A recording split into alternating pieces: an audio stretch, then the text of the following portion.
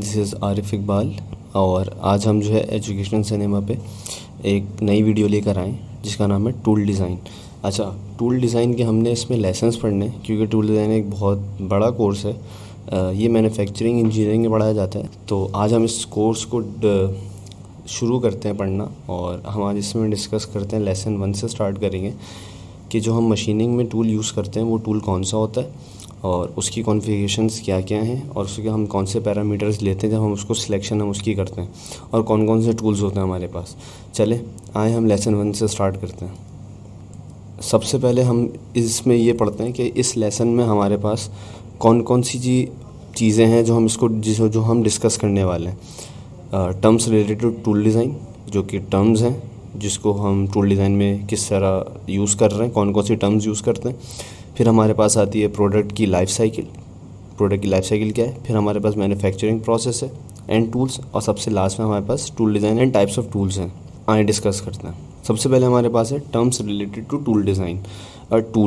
Tool क्या है? Tool is a device और implement especially one held in the hand use to carry out a particular function efficiently. उसी से वो tool वही होता है जिसको आप कैरी करके कोई सा भी आप परफॉर्म कर सकते हैं वर्क। फिर उसके बाद आती है हमारे पास मैन्युफैक्चरिंग। ये भी एक बहुत अच्छी टर्म है, बहुत ज़्यादा यूज़ होती है। मैन्युफैक्चरिंग हमारे पास वो प्रोसेस होता है जो कि हम रॉ मटेरियल को लेकर जब हम फिनिश गुड्स की तरफ जाते हैं, जो उसके बीच में जितना भी हमारा प्रोसेस होता है उसको मैन्युफैक्चरिंग कहते हैं। तो यहाँ भी वही डेफिनेशन लिखी हुई है, manufacturing is the industrial activity that changes the form of raw materials to create products. उसके बाद हमारे पास है मशीन टूल्स, जिससे हम मशीनिंग करेंगे, क्योंकि हमारे पास कुछ ना कुछ टूल्स होने चाहिए जिसको हम उर्दू में कहते हैं औज़ार होने चाहिए, जिससे हम जैसे हथौड़ी है, इस तरह के हमारे पास लेथ मशीन के हमारे पास बहुत सारे टूल्स होते हैं। तो हमें वो टूल्स यूज़ करने पड़ते हैं जिससे हम कटिंग करते हैं या और भी शेप में लाते हैं, किसी भी फॉर्म में लाते हैं। तो हमारे पास मशीन टूल्स होते हैं जिसको हम मशीन टूल ऑपरेट कर रहे होते हैं। उसके बाद हमारे पास है machining is a process using machines tools to cut material to desire shape sizes and shapes. हमारे पास मशीनिंग में ये होता है कि जो हमने मशीन टूल से जो भी काम लेना होता है उस पूरे फिनोमेना की, उस पूरे काम को, उस पूरे प्रोसेस को हम मशीनिंग कहते हैं कि हम डिज़ायर प्रोडक्ट में कोई भी शेप ले आते हैं, मतलब रॉ मटेरियल से फिनिश गुड बनाते हैं। अच्छा, अब हमारे पास है प्रोडक्ट की लाइफ साइकिल। सबसे पहले हमारे पास एक फ़ेज़ होता है जो कि डिज़ाइन फ़ेज़ होता है। सबसे पहले हम डिज़ाइन करते हैं उसको। डिज़ाइन हम किसी भी तरह कर सकते हैं, हम शीट पे कर सकते हैं, हम कैड पे कर सकते हैं, हम उसको सबसे पहले डिज़ाइन करते हैं। अच्छा, डिज़ाइन से पहले हमारे पास आइडियाज़ जनरेट होते हैं। आइडियाज़ जनरेट करने के बाद हम उसको डिज़ाइन पे करते हैं, यानी पेपर फॉर्म में लाते हैं, या तो फिर हम उसको कंप्यूटर में उसकी मॉडलिंग करते हैं। फिर हम उसके बाद या सिमुलेशन के थ्रू हम उसको समझते हैं। फिर हम उसके बाद जाते हैं मैन्युफैक्चरिंग प्रोसेस की तरफ। ये दोनों हमारे पास फेजेज़ होते हैं किसी भी प्रोडक्ट की लाइफ साइकिल के लिए। सबसे पहले डिज़ाइन प्रोसेस होता है, फिर उसके बाद हम उसको क्या करते हैं, मैन्युफैक्चरिंग प्रोसेस की तरफ लाते हैं, जिसमें अलग अलग प्रोसेस हैं। प्लानिंग है, फिर प्रोडक्शन की साइट है, फिर क्वालिटी कंट्रोल है, फिर पैकेजिंग है, फिर शिपिंग है, ठीक है। इसी बेस में फिर मार्केटिंग है। हमारी ये पूरी प्रोडक्ट की लाइफ साइकिल है कि प्रोडक्ट किस तरह हमारे पास तैयार होता है। उसके बाद हमारे पास मैन्युफैक्चरिंग प्रोसेस के टूल्स हैं, कुछ हमारे पास टेक्नोलॉजीज़ हैं। जैसे हम फॉर्मिंग करते हैं, फिर हम कास्टिंग है, वेल्डिंग है और मशीनिंग है। जैसे ये मेन चार हैं। फॉर्मिंग के हमारे पास दो और सब डिवाइडेड हैं, जो कि बल्क फॉर्मिंग है और शीट फॉर्मिंग है। सबसे पहले बल्क फॉर्मिंग है और फिर शीट फॉर्मिंग है। बल्क फॉर्मिंग हमारे पास वो होती है फोर्जिंग, रोलिंग, एक्सट्रूजन। बाकी शीट फॉर्मिंग हमारे पास रोलिंग है, ब्लैंकिंग है, पियर्सिंग है, बैंडिंग है, कॉइनिंग है, एम्बोजिंग है। ये हमारे पास सारे फॉर्मिंग के हैं। कास्टिंग मतलब किसी भी फॉर्म में हम उसको शेप में ले आते हैं, जैसे सैंड कास्टिंग है, इन्वेस्टमेंट कास्टिंग है, डाई कास्टिंग है, ये सारे। फिर वेल्डिंग हमारे पास गैस वेल्डिंग, आर्क वेल्डिंग, आपने बहुत सारी वेल्डिंग्स और भी देखी होंगी। फिर मशीनिंग है। मशीनिंग में हम बाकायदा किसी पीसेस को कट करके कोई भी शेप, नई शेप बना रहे होते हैं, कटिंग करके बाकायदा। चिप रिमूवल ट्रेडिशनल है, नॉन ट्रेडिशनल है। ट्रेडिशनल में चिप रिमूवल है, एब्रेशन है, नॉन ट्रेडिशनल में एरोजन है, एब्रेशन है। और फिर हम लास्ट में पढ़ेंगे टूल डिज़ाइन, कि टूल डिज़ाइन क्या है। टूल डिज़ाइन हमारे पास is a specialised area of manufacturing engineering which comprises the analysis, planning, design, construction and application of tools, method and procedure necessary to increase manufacturing productivity. हम जो है इसमें जो है टूल को डिज़ाइन करते हैं। टूल को डिज़ाइन करने के साथ साथ हम इसमें ये देखते हैं कि हम कौन सा टूल हमारा फीजिबल रहेगा मशीनिंग के लिए। हम उसकी सिलेक्शन करते हैं। कंस्ट्रक्शन है बाकायदा, फिर उसके मेथड्स हैं, फिर हम उसकी प्लानिंग है उसके बाद एनालिसिस भी करते हैं। जैसे हमारे पास एनालिसिस इसमें इकोनॉमिकली भी होती है कि ये वो फीजिबल है या नहीं है, वो कितनी देर में डैमेज होगा, वेयर एंड टेयर आने के कितने चांसेस हैं, हम ये सारे इसमें पैरामीटर्स जो है सोचते हैं। उसके बाद tool designer must have a working knowledge of, उसके पास बहुत सारी नॉलेज होनी चाहिए टूल डिज़ाइनर के पास। अब वो भी हमें जहन नशीन करनी होती है कि भाई उसको क्या क्या नॉलेज चाहिए होगी। अगर एक टूल डिज़ाइनर है, जैसे मैं हूँ या आप हैं, कोई भी है, उसको क्या क्या चाहिए होगा। तो मशीन शॉप प्रैक्टिसेस होगी, मशीन शॉप उसको पता होनी चाहिए। टूल मेकिंग प्रोसीजर्स है, मशीन टूल डिज़ाइन है, मैन्युफैक्चरिंग प्रोसेस है, प्लानिंग उसको पता होनी चाहिए, जैसे कैड की है, कैम की है, बहुत सारे हमारे प्रोसेस प्लान होते हैं। फिर डिज़ाइनिंग एंड इंजीनियरिंग, ग्राफिक्स है, and drawing and cost analysis, बहुत सारे सॉफ्टवेयर उसको आने चाहिए और एनालिसिस आनी चाहिए जो कि इकोनॉमिक्स की हमारे पास होती हैं। उसके बाद हमारे पास है टाइप्स ऑफ टूल्स। कास्टिंग के टूल्स हैं अलग अलग, मशीनिंग के कुछ टूल्स होते हैं, बेंडिंग और फॉर्मिंग के टूल्स होते हैं, फिर वर्क होल्डिंग डिवाइसेस है, फिर गेजेस है जिससे हम पैरामीटर्स को नोट करते हैं। हम सारी एक एक पैरामीटर को जिसमें चेक कर रहे होते हैं कि आया वो सही है या नहीं है। ये हमारी फर्स्ट वीडियो थी। इसके बाद इंशाल्लाह ये पूरी हम एक सीरीज़ बना रहे हैं जिसमें हम मैन्युफैक्चरिंग इंजीनियरिंग का जो कोर्स है पर्टिकुलर टूल डिज़ाइन उसको डिस्कस करेंगे, ताकि फिर आपको और क्लियर से क्लियर अच्छा हम जो है ईजी वे में डिलीवर कर सकें। Thank you.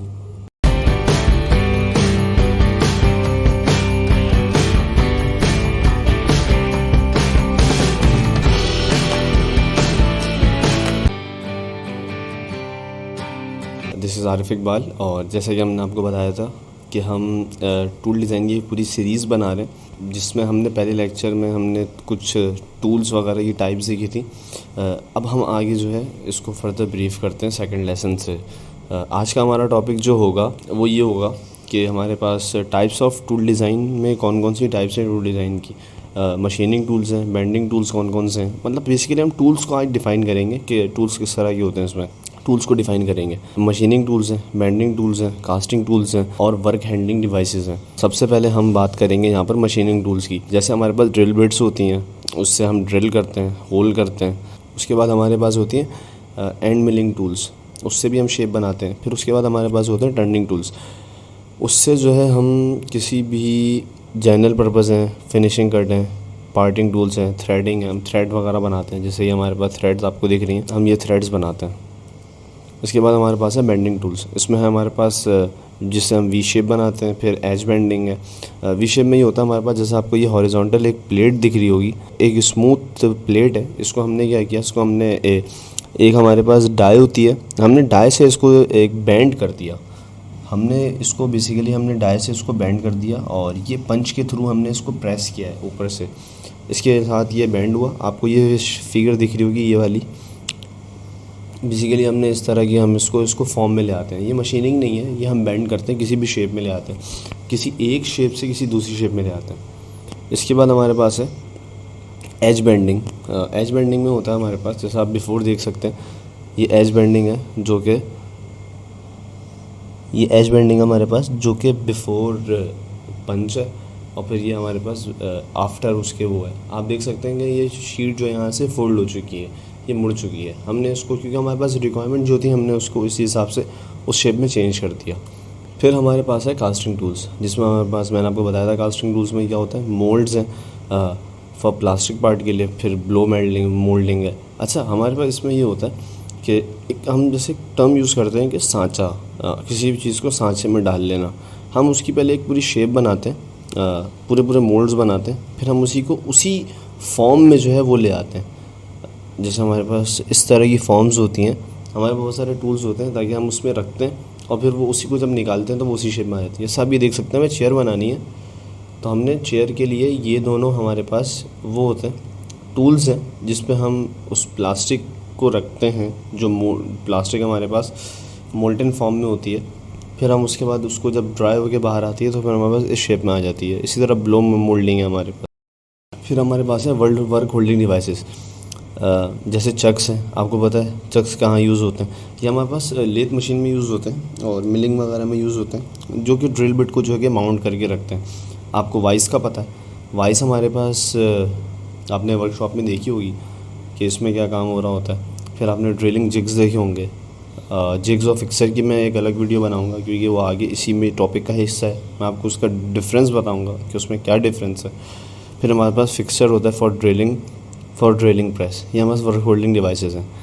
लास्ट में मैं आपसे ये बात कहना चाहता हूँ कि आपको अगर हमारी ये वीडियो पसंद आई है तो आप इसको ज़रूर सब्सक्राइब करें और इसको लाइक करें। हम ये एक पूरी सीरीज़ बना रहे हैं। वैसे तो आप एजुकेशन सिनेमा की बहुत सारी वीडियोज़ को देखते आए हैं, लेकिन वो दूसरे रिलेटेड टॉपिक्स पे हैं, लेकिन हम इस तरफ मैन्युफैक्चरिंग इंजीनियरिंग की तरफ हमने एक पहला स्टेप उठाया है टूल डिज़ाइन के, उससे कि हम टूल डिज़ाइन के कोर्स को एक्सप्लेन करेंगे आपके सामने एक बहुत इजी वे में चलेंगे लेके। आप देख रहे हैं कि हमने काफ़ी छोटे छोटे से टॉपिक्स को लेकर आपको अच्छे तरीके से समझाया है, और अगर आप इसको प्रॉपर नोट करना चाहें अपने पास तो आप वो नोट कर सकते हैं। अगर आपको कुछ ऐसी नई चीज़ पूछनी है या कुछ और आपको कोई क्यूरी है इसमें, आप ज़रूर हमसे इसमें रब्ता कर सकते हैं, पूछ सकते हैं। नीचे बिलो कमेंट में आप हमें रिप्लाई करें, इसका कमेंट करें ताकि हम आपको उसका रिप्लाई कर सकें। फिर आपको बताएंगे कि क्या करना है, किस तरह आप सॉर्ट आउट करेंगे ऐसी अपनी प्रॉब्लम्स को।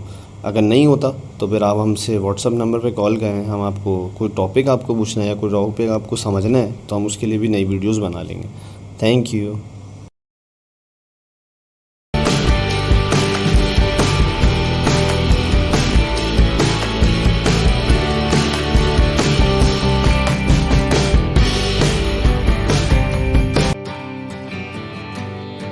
हेलो दोस्तों, दिस इज़ आरिफ इकबाल, और आज हम आपको एजुकेशन सिनेमा पे टूल डिज़ाइन की तीसरी वीडियो जो हम लेकर आए हैं, आज हम उसको डिटेल में पढ़ेंगे। सबसे पहले मैं ये डिस्कस कर लेता हूँ कि हम इस लेसन में आज क्या पढ़ेंगे। हम इस लेसन में ये पढ़ेंगे कि टाइप्स ऑफ टूल डिज़ाइन क्या है, और जो कि हम उसकी डिटेल में आज हम उसको देखेंगे। दूसरा हमारे पास है कि हमारी रिस्पॉन्सिबिलिटी क्या होगी एज अ टूल डिज़ाइनर। तीसरा हमारे पास ये होता है कि हमारे पास प्रीरेक्विजिट्स क्या होती हैं एज अ टूल डिज़ाइनिंग जब हम टूल डिज़ाइन करते हैं, और ऑब्जेक्टिव्स क्या क्या होने चाहिए हमारे पास। सबसे पहले हम रिस्पॉन्सिबिलिटीज़ पे जाते हैं और हम इस पे देखते हैं कि हमारे पास क्या क्या रिस्पॉन्सिबिलिटीज़ होनी चाहिए। कटिंग टूल्स है, टूल होल्डर्स, कटिंग फ्लूइड्स, हमें ये इन सब के बारे में पता होनी चाहिए। ये सारी हमारी रिस्पॉन्सिबिलिटीज़ हैं। मशीन टूल्स हैं जैसे पर्टिकुलरली मॉडिफाइड हैं और स्पेशल टाइप्स हैं उसकी, जिग्स हैं और फिक्सर्स हैं। इसके पास गेजेस हैं जो कि मेजरिंग इंस्ट्रूमेंट्स होते हैं हमारे पास। फिर हमारे पास डाइज़ हैं जो कि हम शीट मेटल कटिंग के लिए यूज़ करते हैं, फॉर्मिंग के लिए यूज़ करते हैं। डाइस पे मैं अगले सेशन में अपनी एक वीडियो बनाऊंगा जो कि पर्टिकुलर सिर्फ डाइस के लिए होगी, तो आप ज़रूर इसको चेक करिएगा। फिर इसके बाद हम dies, forging, cold finishing, extrusion, इन सब के बारे में, ये सारी टूल डिज़ाइनिंग की रिस्पॉन्सिबिलिटीज़ होती हैं। फिर फिक्सर्स हैं और फिर उसकी वेल्डिंग की और रिवर्टिंग की अदर एक्सेसरीज़ हैं।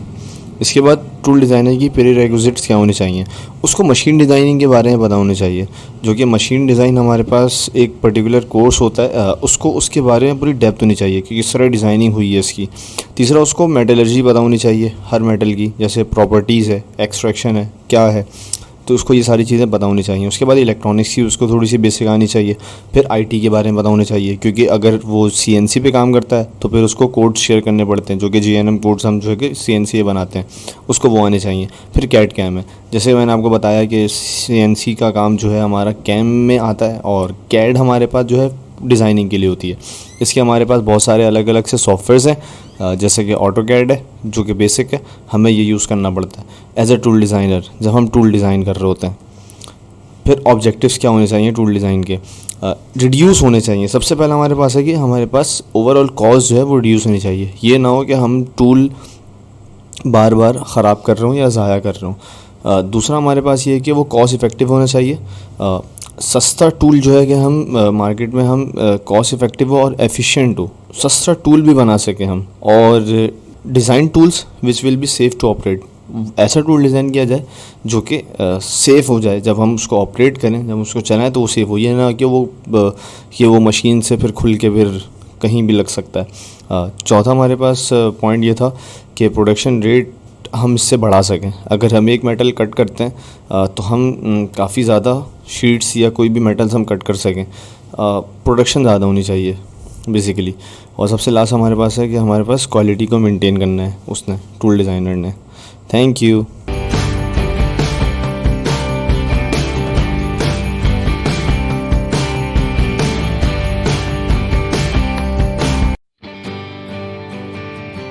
हेलो दोस्तों, दिस इज़ आरिफ इकबाल, और आज हम टूल डिज़ाइन की चौथी वीडियो के साथ हाजिर हुए हैं एजुकेशन सिनेमा पे।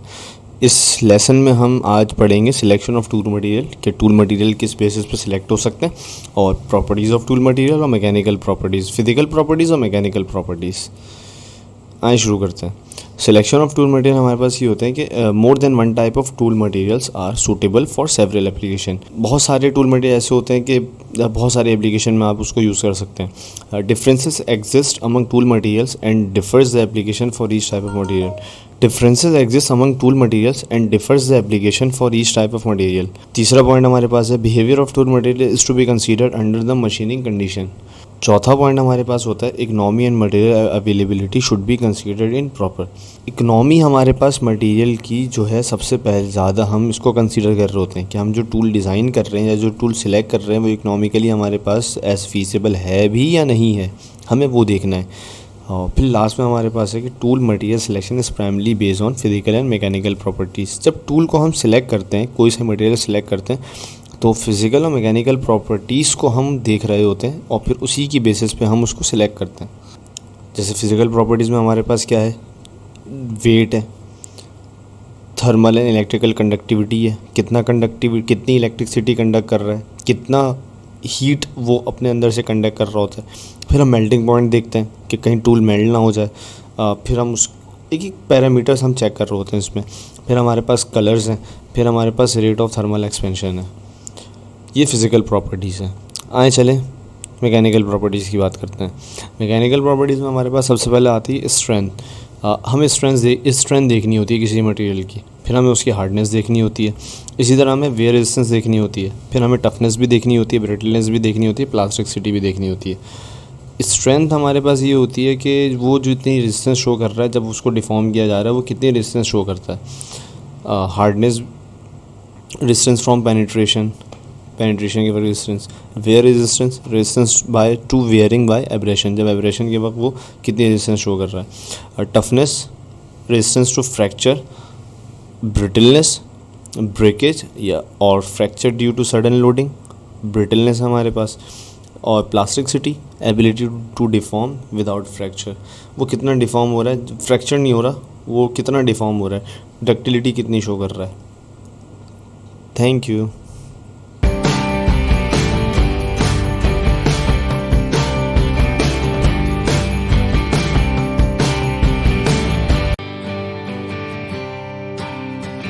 हेलो दोस्तों, दिस इज़ आरिफ इकबाल और आज हम टूल डिज़ाइन की लेसन नंबर 5 लेकर आए हैं आपके सामने। सबसे पहले हम इसमें ये डिस्कस करते हैं कि आज हम इसमें क्या पढ़ेंगे। हम सबसे पहले कैरेक्टरिस्टिक्स पढ़ेंगे टूल मटेरियल का, फिर रिकमेंडेशंस देखेंगे फॉर कटिंग टूल मटेरियल, और फिर रिकमेंडेशन देखेंगे डाइज मटेरियल की कि कौन सा डाई मटेरियल हम ले सकते हैं। सबसे पहले हम बात करते हैं कैरेक्टरिस्टिक्स ऑफ टूल मटेरियल की। Tool material should be selected on the basis of productivity and extended tool life. Tool material को सबसे पहले हमें क्यों सिलेक्ट करना पड़ेगा, उसकी प्रोडक्टिविटी देखनी पड़ेगी और उसकी टूल लाइफ देखनी पड़ेगी, वो कितनी टूल लाइफ उसके पास उसकी टूल लाइफ कितनी होती है। In industry most of the tool selection is based on the tooling cost. Cost को देख कर जो है टूल की सिलेक्शन होती है एज अ बेस, जो कि बेस कर रही होती है। Therefore a moderate type of tools are chosen. इसी तरह मॉडरेट टाइप कुछ टाइप्स हैं, उसी तरह के हम जो है टूल को चूज़ कर सकते हैं। ज़्यादातर आप इंडस्ट्रीज़ विज़िट करेंगे तो आप देखेंगे उसमें एक ही जैसे टूल यूज़ हो रहे होंगे, क्योंकि वो उनके फीजिबल होते हैं कॉस्ट के लिहाज से। Selection of tool material is run on the basis of क्या क्या हो सकती हैं, हम वो देखेंगे। Harder than the work is cutting. अच्छा, हमें ये देखना है कि जिस टूल को हमने काटना है, वो जो हमारा टूल है वो उस मटेरियल से हार्डर है या नहीं है, ठीक है। फिर हाई टेम्परेचर स्टेबिलिटी होनी चाहिए उसके पास, फिर रेजिस्ट वेयर होना चाहिए, थर्मल शॉक को जो है एब्जॉर्ब कर सके, फिर इम्पैक्ट रेजिस्टेंस होना चाहिए, फिर chemically inert to the work material और कटिंग फ्लूइड होना चाहिए हमारे पास। इसके बाद हमारे पास है recommendation for cutting tool material. सबसे पहले हमारे पास है कि हार्डनेस एंड प्रेशर रेजिस्टेंस होना चाहिए, फिर बेंडिंग स्ट्रेंथ एंड टफनेस देखनी पड़ेगी उसकी, फिर एज स्ट्रेंथ देखनी पड़ेगी, फिर हमारे पास इनर बॉन्डिंग स्ट्रेंथ देखनी पड़ती है, फिर हाई टेम्परेचर स्ट्रेंथ देखना पड़ता है, फिर ऑक्सीडेशन रेजिस्टेंस देखनी पड़ती है, फिर स्मॉल डिफ्यूजन और एडहेशन वगैरह देखना पड़ता है इसमें, फिर एब्रेशन रेजिस्टेंस देखना पड़ता है, फिर रिप्रोड्यूसिबल वेयर बिहेवियर देखना पड़ता है इसका, फिर हमारे पास है, वो हमने पहले बात की है सिलेक्शन की, जो कि टूल मटेरियल की है। अब हमें डाई मटेरियल की सिलेक्शन करनी है। तो उसके बारे में क्या पढ़ते हैं कि die material should be compatible with the impression material. Impression material के कॉम्पैटिबल होना चाहिए डाई मटेरियल हमारा। Dimensional accuracy and stability, material should remain dimensionally stable on storage. हमारे पास जो हमारी डाई होनी चाहिए, वो जो मटेरियल हम डिज़ाइन कर रहे हैं वो बिल्कुल एक्यूरेट उसी की साइज़ की होनी चाहिए, ना कि छोटी हो ना कि बड़ी हो। Reproduction of details, the ability to reproduce fine detail and sharp margin is essential. फिर उसके बाद हमारे पास है mechanical properties. High strength is important, क्योंकि जब स्ट्रोक लग रहा होता है तो हमारे पास हाई स्ट्रेंथ चाहिए होती है डाई मटेरियल की, जो कि एब्जॉर्ब कर सके। फिर हमारे पास है टफनेस। टफनेस क्यों होनी चाहिए? To allow burnishing of foil and resist breakage. Thank you.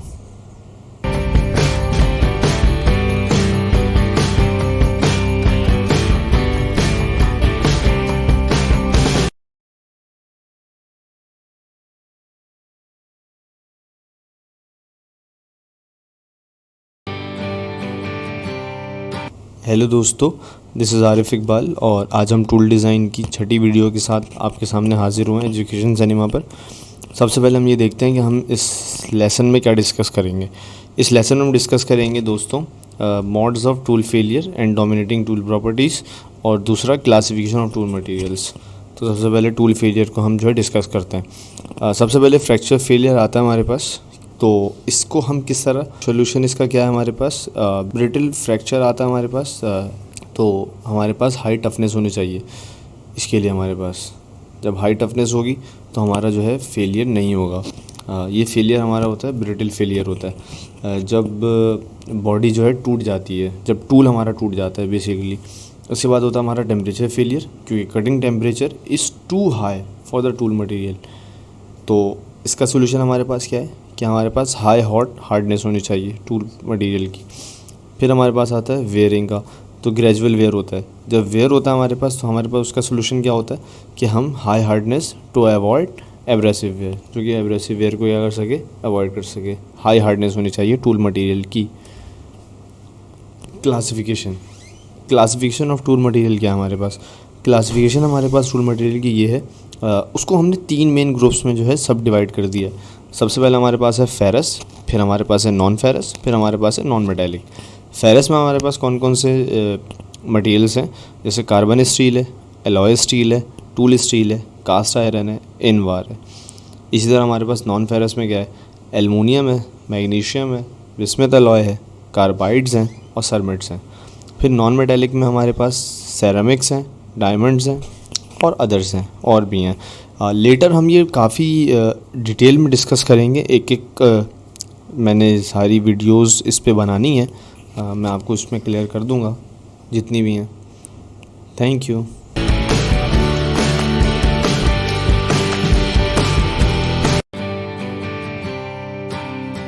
Hello दोस्तों, दिस इज़ आरिफ इकबाल और आज हम एजुकेशन सिनेमा पे टूल डिज़ाइन की 7वां लेसन लेकर आए टूल डिज़ाइन का। तो हमारे पास लेसन में हम फेरस टूल मटेरियल को डिस्कस करेंगे, और फेरस टूल मटेरियल की टाइप जो है कार्बन स्टील, हम सिर्फ उसको डिस्कस करेंगे इसमें। लेटर ऑन मैं जो है बहुत सारी आपके सामने डिस्कस करता रहूँगा। Ferrous tool material ferrous tool materials are available in hot rolled, cold rolled और ग्राउंड फॉर्म। ये तीनों फॉर्म में हमारे पास हो सकते हैं। Carbon alloy, tool steel and cast iron are widely use for jigs, fixer, dies and similar special tools. इसको जिग्स, फिक्सर और डाइज वगैरह बनाने के लिए हमारे पास carbon alloy, tool steel and cast iron हमारे पास वाइडली यूज़ होते हैं, बहुत ज़्यादा यूज़ होते हैं। कार्बन स्टील में हमारे पास सबसे पहले हम कार्बन स्टील डिस्कस करते हैं। Mostly iron and carbon contents होते हैं इसके अंदर, with small amounts of other alloying elements भी होते हैं। इसके साथ साथ the most common and least expensive types of steel use for tools, मतलब बहुत सस्ता होता है ये हमारे पास। इसके हमने 3 कैटेगरीज में इसको डिफ़ाइन किया हुआ है। सबसे पहले लो कार्बन स्टील है, फिर मीडियम कार्बन स्टील है, फिर हाई कार्बन स्टील है। लो कार्बन स्टील सबसे पहले हम देखते हैं कि टाइप लो कार्बन स्टील का AISI नंबर जो होता है हमारे पास, वो 105 से 1026 के बिटवीन भी हो सकता है, और फिर ये सारे नंबर जो डिस्कस किए हैं। अच्छा, इसमें कार्बन के कंटेंट जो हमारे पास हैं वो 0.05 से लेके 0.30% तक होते हैं। फिर प्रॉपर्टीज़ इसकी क्या होती हैं लो कार्बन स्टील की, कि वो लो कार्बन स्टील हमारे पास सॉफ्ट एंड टफ होता है, ईजिली मशीन हो सकता है, वेल्ड हो सकता है, और can be case hard and only. ठीक है, फिर उसकी एप्लीकेशंस क्या हमारे पास, टूल बॉडीज़ एंड हैंडल्स जो कि हम बनाते हैं, और फिर die shoes and similar situation where strength and resistance are not required, क्योंकि ये सॉफ्ट होते हैं इसलिए। फिर हमारे पास आती है मीडियम कार्बन स्टील।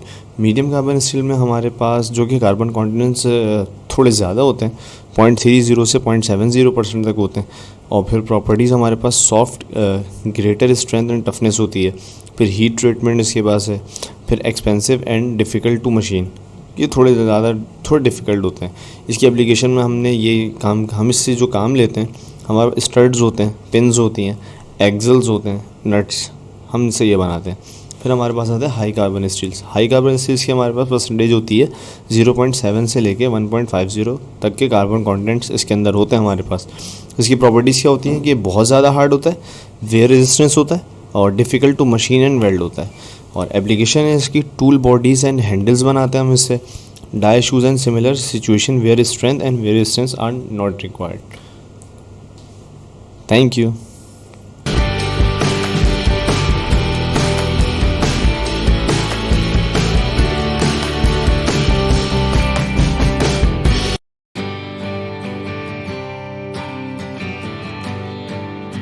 हेलो दोस्तों, दिस इज़ आरिफ इकबाल, और आज हम टूल डिज़ाइन के लेसन नंबर 8 को डिस्कस करते हैं। इस लेसन में हम आज फेरस टूल मटेरियल को ही पढ़ेंगे। जैसे कि हमने पहले कार्बन स्टील को पढ़ा था, इस दफ़ा हम एलॉय स्टील और टूल स्टील को डिस्कस करते हैं। एलॉय स्टील हमारे पास, एलॉय स्टील में क्या होता है, alloy steel are carbon steels with additional element. इसमें हमारे पास एलॉय स्टील वही होता है, लेकिन कार्बन स्टील्स के साथ साथ कुछ एडिशनल एलिमेंट्स भी हमारे पास होते हैं, जिसकी वजह से इसकी मैकेनिकल प्रॉपर्टीज़ जो हैं वो चेंज हो जाती हैं। एलॉइंग एलिमेंट्स आर मैग्नीज, निकल, मोलिब्डेनम एंड क्रोमियम। हमारे पास एलॉइंग एलिमेंट ये 4 होते हैं।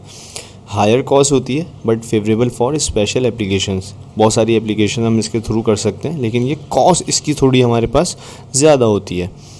Stainless steel is term used to describe high chromium and nickel chromium steels. High chromium steels can be hardened by heat treatment for resistance to wear, abrasion and corrosion required. Hardenable stainless steel is sometimes preferred for plastic injection molds. Hardenable stainless steel को हम क्या करते हैं, prefer कर रहे होते हैं ज़्यादातर प्लास्टिक इंजेक्शन मोल्ड्स की तरफ। The high chromium contents allows the steel to be highly polished and prevents deterioration for the cavity from heat and corrosion. इसके बाद हमारे पास टूल स्टील। टूल स्टील हमारे पास, tool steels are alloy steels produce primarily for use in cutting tools. ये भी cutting tool के तौर पर हमारे पास यूज़ होता है। हमारे पास बहुत सारे इसी तरह के टूल्स होते हैं जो कि उसकी काफ़ी रेंज होती है, अलग अलग हमारे पास डिमांड्स आती हैं, जिसके थ्रू हम इसको कटिंग टूल के थ्रू हम आगे भेज रहे होते हैं। List of tool steel contains 31 steels, 9 of which are widely applied and readily available. अब बहुत सारे होते हैं, लेकिन इसमें से हमारे पास जो कि 9 है वो जो है बहुत ज़्यादा उसकी हमारे पास एप्लीकेशन होती है। 5 principal properties of tool steels. Heat resistance होता है, एब्रेशन रेजिस्टेंस होते हैं, शॉक रेजिस्टेंस होते हैं, रेजिस्टेंस टू मूवमेंट होती है, और डिस्टॉर्शन इन हार्डनिंग होती है, और सबसे आखिरी में हमारे पास होता है कटिंग एबिलिटी होती है इसकी। Thank you.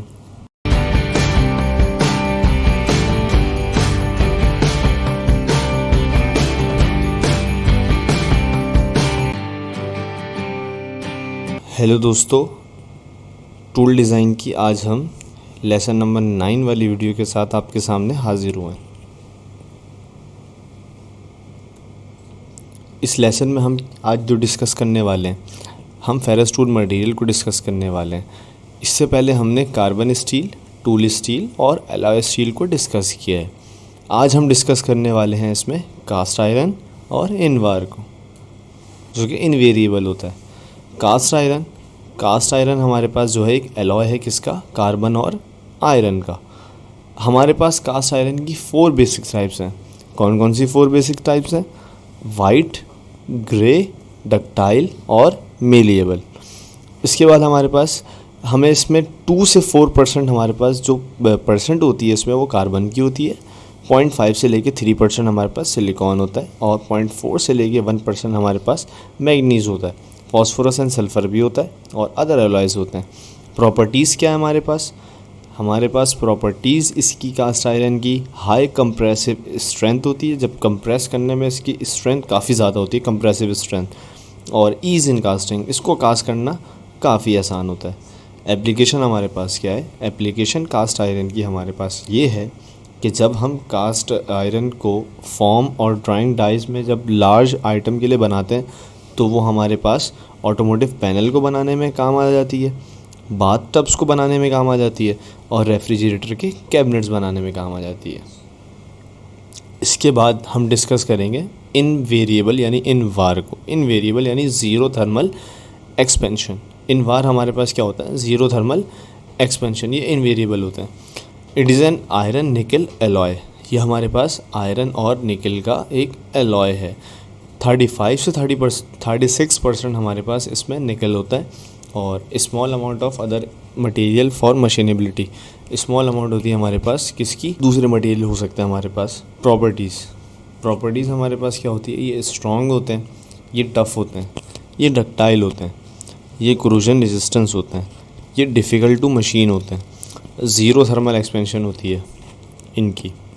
एप्लीकेशन इनकी हमारे पास इंस्पेक्शन गेजेस हम इससे बना सकते हैं और फिर हम इससे फॉर्मिंग टूल्स फॉर एरोस्पेस बना सकते हैं। Thank you.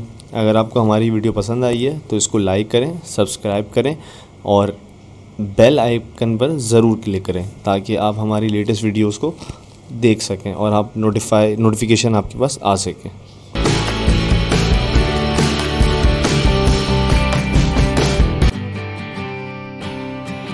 हेलो दोस्तों, दिस इज़ आरिफ इकबाल और आज हम टूल डिज़ाइन की 10वीं वीडियो के साथ आपके सामने हाजिर हुए हैं। इस लेसन में हम ये डिस्कस करेंगे नॉन फेरस टूल मटेरियल को। अच्छा, हमने इससे पहले जितनी वीडियोस बनाई थी उसमें हमने नॉन फेरस के अलावा यानी फेरस को डिस्कस किया था, जिसमें कास्ट आयरन, टूल स्टील्स और इनवार वगैरह थे। इसमें हम जो है नॉन फेरस टूल मटेरियल को डिस्कस करते हैं और उसकी एक टाइप हमारे पास जो कि एल्युमिनियम की फॉर्म है, हम उसको भी डिस्कस करेंगे। आइए शुरू करते हैं। नॉन फेरस टूल मटेरियल में हमारे पास सबसे पहले used in dies and moulds in some application.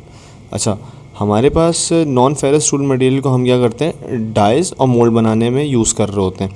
फिर हम इसको जिग्स में और फिक्सचर्स में यूज़ करते हैं वेयर मैग्नेटिज्म और tool weight is an important factor, जहाँ पर हमारे पास मैग्नेटिज्म और टूल वेट जो है कि एक बहुत इंपॉर्टेंट फैक्टर होता है। Alloys and compositions of non ferrous tool materials are use extensively to machine the newer exotic high strength metals. इसी तरह हम इसको जेट इंजन के कंपोनेंट्स में हम इसको यूज़ कर रहे होते हैं।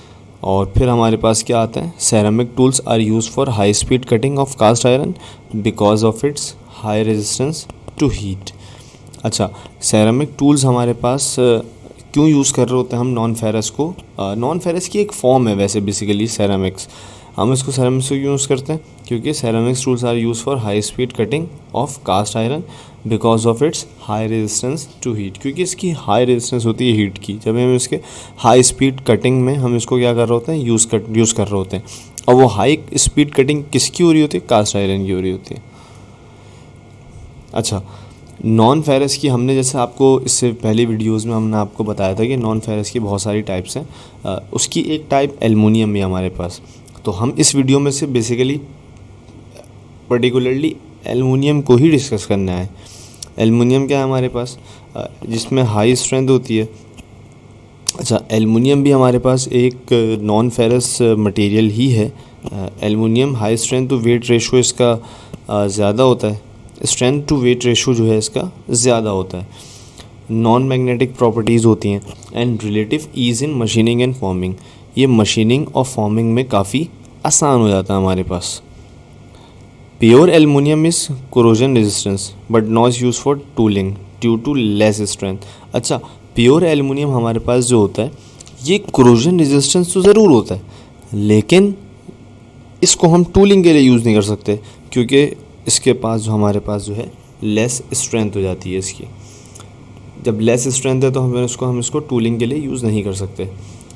एल्युमिनियम या कॉपर जो कि 2000 सीरीज़ इसकी होती है, और एल्युमिनियम जिंक 7000 सीरीज़ वाली are the alloys most frequently use for tooling application.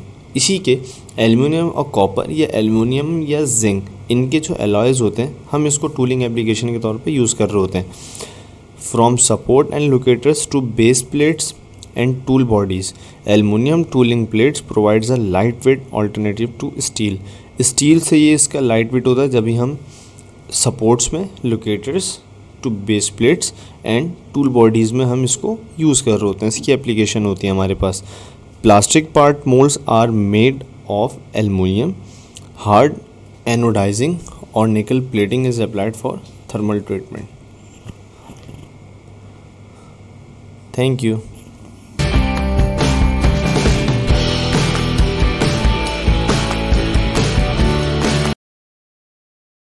Hello दोस्तों, मेरा नाम है आरिफ। लास्ट टाइम हमने टूल डिज़ाइन के लेसन नंबर 10 तक बात की थी, जिसमें हमारे पास एल्युमिनियम था। इस दफ़ा हम लेसन नंबर 11 में बात करेंगे, जो कि हमारे पास नॉन फेरस रोड मटेरियल में कार्बाइड को हम डिस्कस करने वाले हैं। कार्बाइड हमारे पास बाइंडिंग कंपाउंड्स ऑफ कार्बन होता है with more electropositive element except hydrogen, ठीक है, जिसमें हमारे पास टंगस्टन और कोबाल्ट का मिक्सचर होता है। Tungsten carbide is characterised by its higher hardness and brittleness. Tungsten carbide को हम इस तरह कह सकते हैं कि उसकी हार्डनेस जो है हमेशा ज़्यादा होती है और वो ब्रिटल होता है। इसी तरह हमारे पास कार्बाइड्स में हाई हार्डनेस वैल्यूज़ होती हैं, हमारे पास हार्डनेस की ज़्यादा वैल्यूज़ होती हैं, और वो वेयर को रेजिस्टेंट होता है, वेयर का, ठीक है, वेयर को रोकता है वेयर होने से। जनरल हमारे पास हम ये कह सकते हैं कि जो कोबाल्ट की जो परसेंटेज है, अगर वो कार्बाइड में कम हो तो वो कार्बाइड हमारे पास हार्डर होता है। इसी तरह कोबाल्ट की परसेंटेज अगर ज़्यादा होती है, हायर द कोबाल्ट परसेंटेज, तो हमारे पास कार्बाइड जो है वो टफ़र होता है।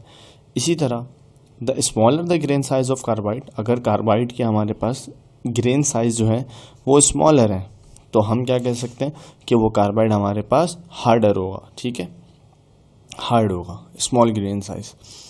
इसी तरह हमारे पास अगर कार्बाइड की ग्रेन साइज बड़े हैं, वो लार्ज हैं, तो हमारे पास कार्बाइड क्या होता है, टफ़र होता है, यानी सॉफ्ट होता है, ठीक है। इसी तरह हमने इसको अलग अलग डिस्टिंग्विश किया हुआ है कलर के हिसाब से, कि हमारे पास P जो है P10, P12, P14, P4, 1 2 3 4, हमने इसको नंबर से डेजिग्नेट किया हुआ है, तो हमारे पास कलर से भी हम उसको डिस्टिंग्विश करते हैं। P वाला हमारे पास हाईली एलॉयड होता है, workpiece grades for cutting long chipping steels, ठीक है। M वाला हमारे पास येलो कलर पे होता है, उसी M की भी अलग अलग वैल्यूज़ होती हैं, उसकी अलग अलग एप्लीकेशंस हैं, ठीक है, वो कहाँ यूज़ हो सकता है, उसकी क्या एप्लीकेशन है, वो किस तरह होगा, किस उसमें बना हुआ होगा, अगर आप मुझे बोलेंगे तो इंशाल्लाह वो मैं आपको प्रोवाइड कर दूँगा, ठीक है, वो मैं आपको प्रोवाइड कर दूँगा अगर आप कमेंट बॉक्स में मुझे लिखेंगे। M वाला हमारे पास लेसर और लाइट ग्रेड्स होता है, ठीक है, फॉर कटिंग फेरस मेटल। ये क्या किसको काटता है, ये हमारे पास फेरस मेटल को काटता है, ये जिसकी शॉर्ट चिप्स होती हैं, कास्ट आयरन होता है एंड नॉन फेरस मेटल, इन सबको काट सकता है ये। K वाला हमारे पास इस कन्वेंशनल होता है, ठीक है, ज़्यादा यूज़ होता है tungsten carbide grade for short chipping grey cast iron, ठीक है, जिसकी कास्ट आयरन की हमारे पास उस कास्ट आयरन को काटता है जिसके पास हमारे पास शॉर्ट चिपिंग की ग्रेड्स होते हैं, ठीक है। Thank you.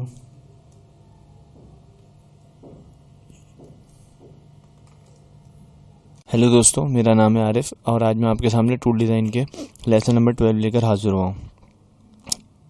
इस लेसन में हम सबसे पहले ये देखेंगे नॉन मेटेलिक टूल्स के कितनी टाइप्स हैं हमारे पास। सेरेमिक्स है, डायमंड है और कार्बन बोरॉन नाइट्राइड है। 3 टाइप्स हैं हमारे पास। सेरेमिक को सबसे पहले हम डिस्कस करते हैं। Ceramics are basically aluminium oxide materials होते हैं हमारे पास। They have very high compressive strength. इसमें हमारे पास कंप्रेसिव स्ट्रेंथ बहुत हाई होती है, हाई रेड हार्डनेस होती है हमारे पास, हाई एब्रेसिव रेजिस्टेंस भी इसी का ही होता है हमारे पास। और सेरेमिक्स जो कि हमने कार्बाइड पढ़े थे उससे हार्डर होते हैं। Ceramics are harder than carbides. Ceramic cutting tools are use to machine ceramic के जो कटिंग टूल्स हम बनाते हैं वो किस किस चीज़ को मशीन कर सकते हैं, कास्ट आयरन को, कार्बन स्टील को, लो एलॉय स्टील को और फिनिशिंग हार्ड स्टील को। इसके बाद हमारे पास एक और टाइप है जिसका नाम है diamond. Diamond industrial cutting machine के कटिंग टूल के तौर पे हमारे पास या तो सिंथेटिक भी हो सकती है या तो आर्टिफिशियल भी हो सकती है या वो नेचुरल भी हो सकती है। They are use for turning tools, ये हमारे पास टर्निंग टूल्स के तौर पे यूज़ हो सकता है, ग्राइंडिंग व्हील के तौर पे यूज़ हो सकता है और ग्राइंडिंग व्हील ड्रेसर के तौर पे यूज़ हो सकता है। Diamond powder is use for lapping and polishing. Lapping हमारे पास सरफेस फिनिशिंग को कहते हैं, ठीक है, जैसे हम सरफेस की फिनिशिंग वगैरह करते हैं, और पॉलिशिंग के तौर पर डायमंड पाउडर हमारे पास यूज़ हो सकता है। कार्बन बोरॉन नाइट्राइड यानी CBN, ये बिल्कुल एज अ सिमिलर प्रोडक्ट है डायमंड की। क्यों सिमिलर है? क्योंकि ये भी ग्राइंडिंग व्हील के तौर पे यूज़ होता है और कटिंग टूल के तौर पे यूज़ होता है। CBN can also be use on ferrous materials because there is low carbon affinity. इसकी केमिकल एफिनिटी जो है काफ़ी लो होती है। It can be use as higher cutting speed. ठीक है, ये हमारे पास 3 टाइप्स थी। ये जो मैंने आपको ये एलोबरेट जो मैं कर रहा हूँ, इसको आप एग्ज़ाम में किसी भी क्वेश्चन के आंसर आप इससे लिख सकते हैं, इसके आप प्रॉपर नोट बना सकते हैं। ठीक है, अगर मेरी आपको वीडियो पसंद आई है तो आप इसको ज़रूर लाइक करें और हमारे चैनल एजुकेशन सिनेमा को सब्सक्राइब करें और नीचे बेल आइकन को भी क्लिक करें। Thank you.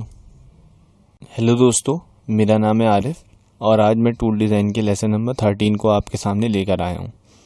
ठीक है, इस लेसन में हम क्या क्या पढ़ेंगे कि advantages and application of sheet metals हमारे पास क्या क्या होते हैं और मेटल फॉर्मिंग के प्रोसेस पढ़ेंगे। Advantages and application of sheet metal. Sheet metal के हमारे पास क्या क्या एडवांटेजेस हो सकते हैं। सबसे पहला एडवांटेज क्या है हमारे पास शीट मेटल का, कि उसकी स्ट्रेंथ क्या होती है, हाई होती है। गुड डायमेंशनल एक्यूरेसी होती है हमारे पास। गुड सरफेस फिनिश होता है हमारे पास और रिलेटिवली लो कॉस्ट होती है। शीट मेटल हमारे पास कॉस्ट इसकी काफ़ी लो होती है और economical mass production of large quantities. इसका जो लार्ज क्वांटिटीज़ में हम इसकी मास प्रोडक्शन कर सकते हैं। ठीक है, sheet end plate metal parts for consumer and industrial products. अच्छा, थिकनेस ऑफ शीट मेटल हमारे पास हमेशा याद रखिएगा, शीट का जो मेटल होता है, जो हमारे पास शीट होती है उसका जो है 0.4 मिलीमीटर हमारे पास क्या होती है, थिकनेस होती है, या 1/64 इंच हमारे पास होती है। 0.4 मिलीमीटर से लेके 6 मिलीमीटर ये हमारे पास एक रेंज होती है जो कि हमारे पास शीट की थिकनेस होती है। और प्लेट की थिकनेस क्या होती है हमारे पास 6 मिलीमीटर से ज़्यादा होती है। ये हमारे पास 2 डिफरेंस है। इसी तरह के MCQs आपसे पूछे जा सकते हैं। तो आप ये बताइएगा कि 0.4 मिलीमीटर से लेकर 6 मिलीमीटर तक हमारे पास शीट की थिकनेस होती है और प्लेट की थिकनेस हमारे पास 6 मिलीमीटर से ज़्यादा होती है। ठीक है, operation usually performed as cold working. ठीक है, हमारे पास इसके जो ऑपरेशन है वो कोल्ड वर्किंग के तौर पे परफॉर्म करते हैं। मेटल फॉर्मिंग के हमारे पास कौन कौन से प्रोसेस हैं। मेटल फॉर्मिंग में हमारे पास 2 टाइप की फॉर्मिंग है, एक बल्क मेटल फॉर्मिंग है और दूसरी हमारे पास शीट मेटल फॉर्मिंग है। बल्क मेटल फॉर्मिंग में हमारे पास सबसे पहले है फोर्जिंग, सेकंड नंबर पे है रोलिंग, थर्ड पे है एक्सट्रूजन, चौथे पे है ड्राइंग। शीट मेटल फॉर्मिंग में हमारे पास सबसे पहली है शेयरिंग, दूसरी है ड्राइंग, तीसरी है बेंडिंग, चौथी है स्पिनिंग। Thank you. हेलो दोस्तों, मेरा नाम है आरिफ और आज मैं आपके सामने टूल डिज़ाइन के लेसन नंबर 15 को लेकर हाजिर हूँ। इस लेसन में हम पढ़ेंगे सबसे पहले शेयरिंग प्रोसेसेस, जो कि हमने लास्ट टाइम भी देखे थे, जो कि डाई कटिंग ऑपरेशंस होते हैं, और सेकंड हमारे पास है metal forming tools. Shearing process में हमारे पास क्या होते हैं, shearing of sheet metals between 2 cutting edges has 4 process. जब हम शेयर करते हैं किसी भी shearing of sheet metal between 2 cutting edges, 2 cutting edges के थ्रू हम इसको जो है काटेंगे, इसके 4 प्रोसेस हैं। सबसे पहला प्रोसेस हमारे पास क्या होता है, just before the punch contact work. ठीक है, सबसे पहले हमने क्या करना है, पंच को कहाँ लेकर आना है, उस वर्क पीस के करीब, ठीक है, डाई के पास लेकर आना है। दूसरा, हमने डाई और पंच के बीच में हमने मेटल को रखना है। दूसरा प्रोसेस हमारे पास है कि punch begins to push into work causing plastic deformation. जो हमारे पास मेटल के ऊपर, मटेरियल के ऊपर क्या होगा, हम पंच को क्या करेंगे, करीब लाते जाएंगे। जब पंच अपना काम करना शुरू कर देगा तो उस मेटल के ऊपर प्लास्टिक डिफॉर्मेशन शुरू हो जाएगी। थर्ड हमारे पास ऑप्शन है पंच कंप्रेसेस। ठीक है, पंच क्या होगा हमारे पास, punch compresses and penetrates into work causing a smooth cut surface. Punch क्या होगा, आहिस्ता आहिस्ता पेनिट्रेट करता रहेगा हमारे मेटल के अंदर। फिर हमारे पास चौथा पॉइंट होगा fracture is initiated at the opposite cutting edges. ठीक है, ऑपोजिट कटिंग एजेस के ऊपर हमारे पास क्या होगा, फ्रैक्चर जो है प्रोड्यूस होने लगेगा विच सेपरेट द शीट, जो कि हमारे पास एक शीट को दूसरी शीट से सेपरेट कर देगा। ये तो हमारे पास शेयरिंग प्रोसेस था। इसके बाद हमारे पास मेटल फॉर्मिंग के टूल्स हैं। ठीक है, मेटल फॉर्मिंग के हमारे पास कौन कौन से टूल्स हैं? Basic tool used with a metal working press are the punch and the die. ठीक है, ये जो प्रेस है हमारे पास, इसमें दो बेसिक टूल्स यूज होते हैं। एक हमारे पास कहलाता है पंच और दूसरा हमारे पास क्या होता है, डाई। पंच जिसको हम पुश करते हैं, जो कि वर्क में हमारे पास पुश होता है, और डाई जो कि हमारे पास एक कांस्टेंट चीज़ होती है जिसके हम उसके मोड्स में जो है हम उसको कट कर देते हैं। Punch is a convex tools for making holes by shearing. Punch के ज़रिए हम क्या कर सकते हैं, इस वाले पंच के ज़रिए हम होल कर सकते हैं। ठीक है, जो कि शेयरिंग का प्रोसेस है, जो कि हमने पीछे देखा है। Die is a concave die. Die जो है कॉनकेव होती है। Which is the female part as the oppose to punch which is the male part. ठीक है, पंच के बिल्कुल ऑपोजिट ये हमारे पास डाई होती है। डाई में क्या होता है, फीमेल पार्ट क्यों कह रहे हैं, क्योंकि इसके अंदर साइड एक होल होता है और पंच इसके अंदर आगे पेनिट्रेट करता हुआ अंदर आ जाता है। ठीक है, जो कि किसी भी चीज़ को उसी तरह का कट कर देगा। Hole size depend on the punch size. इसका जो होल साइज है वो पंच साइज से डिपेंड करेगा, क्योंकि पंच इसी के अंदर से पेनिट्रेट होता हुआ नीचे जाता है। Heat treated high alloy steel is use for the punches and dies. ठीक है, इसको हम पंचेज और डाई के तौर पर यूज़ करते हैं, हाई एलॉय स्टील्स को। Thank you. हेलो दोस्तों, दिस इज़ आरिफ इकबाल और आज मैं आपके सामने टूल डिज़ाइन के लेसन नंबर 14 को लेकर हाजिर हुआ। ये वीडियो बड़ी इंपॉर्टेंट हो सकती है आपके लिए, अगर आप टूल डिज़ाइन में थोड़ी अपनी इन्फॉर्मेशन को अगर गेन करना चाहते हैं। ठीक है, या आपके यूनिवर्सिटी के लेक्चर को आप अच्छे से हैंडल करना चाहते हैं। हम इस लेसन में शेयरिंग प्रोसेस को और फॉर्मिंग प्रोसेस को जो है देखेंगे। सबसे पहले हम देखेंगे शेयरिंग प्रोसेस को। Sharing process is the mechanical cutting of materials without the formation of chips. इसमें तो हम मेटल को काट रहे होते हैं, लेकिन इसमें हमारे पास चिप नहीं बनते। ठीक है, हम मेटल को अपने हिसाब से जो है खुद ही बना रहे होते हैं, लेकिन हमारे पास उसकी कटिंग इस तरह होती है कि हमारे पास चिप्स की फॉर्मेशन नहीं होती। जो सबसे पहले शेयरिंग प्रोसेस की हमारे पास टाइप है, उसका नाम है पंचिंग। ठीक है, पंचिंग या पियर्सिंग। उसमें क्या होता है हमारे पास, shearing using a die and punch where the interior portion is to be discarded. उसके जो हमारे पास अंदर का जो पोर्शन होता है उसमें हमारे पास उसका वो हमारे पास क्या होता है, एज अ स्क्रैप होता है। जैसे कि इस पिक्चर में हमारे पास डिफ़ाइन किया हुआ है, ये पियर्सिंग हमने यहाँ डिफ़ाइन की हुई है कि पियर्सिंग हमारे पास वो चीज़ होती है कि अगर ये हमारे पास एक पूरा मेटल है, तो उसमें से अगर हमने इस तीन हमारे पास ये हमने डाई के थ्रू, हमने पंच के थ्रू अगर हमने ये तीन इसके अंदर से स्क्रैप को बाहर निकाल दिया, तो हमारे पास जो ये पूरा पार्ट अब जो बन के आएगा, ये वाला पूरा पार्ट, ये जो ब्लू कलर में है हमारे पास, ये हमारे पास अब ये हमारा फाइनल प्रोडक्ट होगा, जो कि हमारा वर्क पीस होगा जिससे हमें काम करना होगा, और ये स्क्रैप होगा। हमने इसके जो हमने होल किए पंच से, हमारे पास इसका जो हमारे पास मटेरियल बाहर आया है बल्क में, जो कचरा है हमारे पास, ठीक है, वो हमारे पास क्या होगा, एक्स्ट्रा पार्ट होगा, हम उसको जो है फेंक देंगे। फिर हमारे पास आती है डेफिनेशन ब्लैंकिंग की। ब्लैंकिंग हमारे पास shearing using a die and punch where the exterior portion is to be डिस्कार्टेड।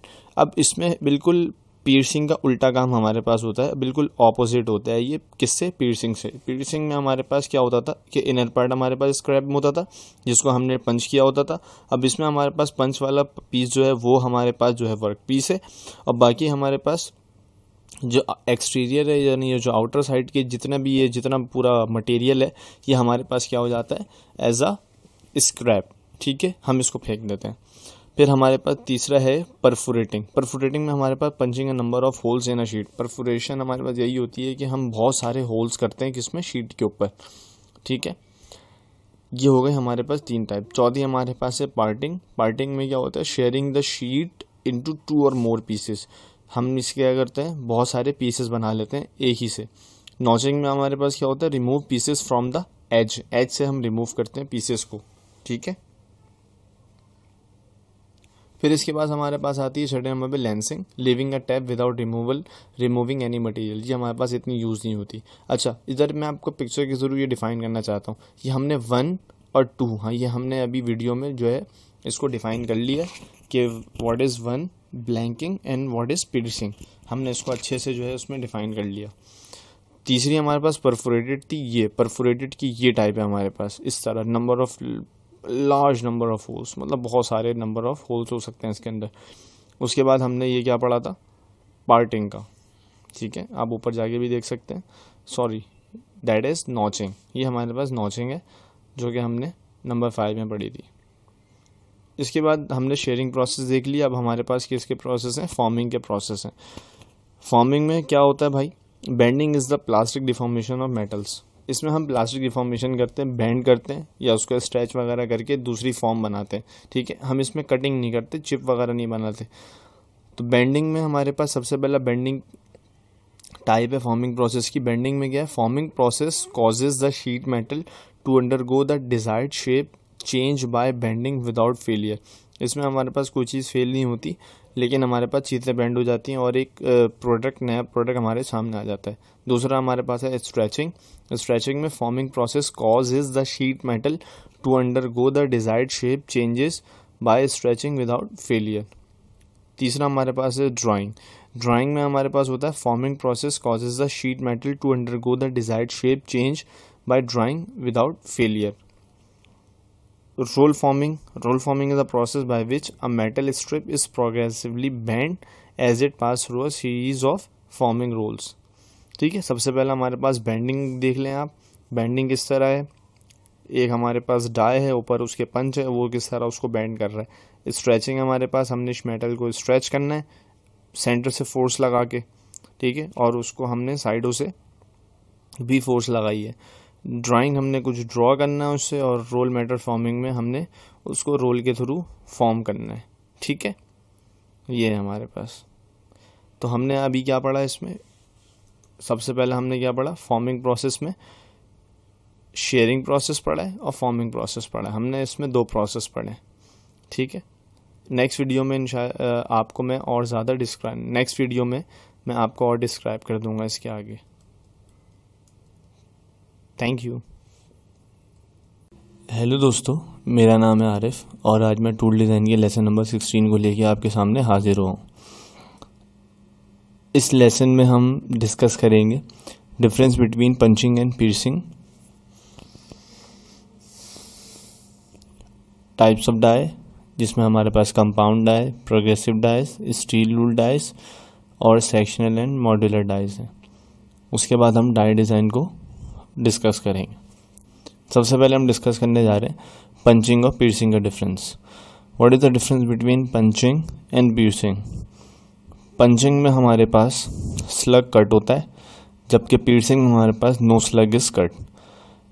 Punching में हमारे पास बर है, जो इसका कचरा, जो चिप्स हैं, वो बहुत मिनिमम अमाउंट में होता है, जबकि हमारे पास पियर्सिंग में सिर्फ बरी बर होता है। इसमें हमारे पास एग्जैक्टली पंचिंग नहीं होती। इसका जो हमारे पास टूल होता है वो बुलेट के जैसा होता है। पंचिंग में हमारे पास पंचेस यूज़ होते हैं, ठीक है। पियर्सिंग में हमारे पास पियर्सिंग के टूल्स यूज़ होते हैं।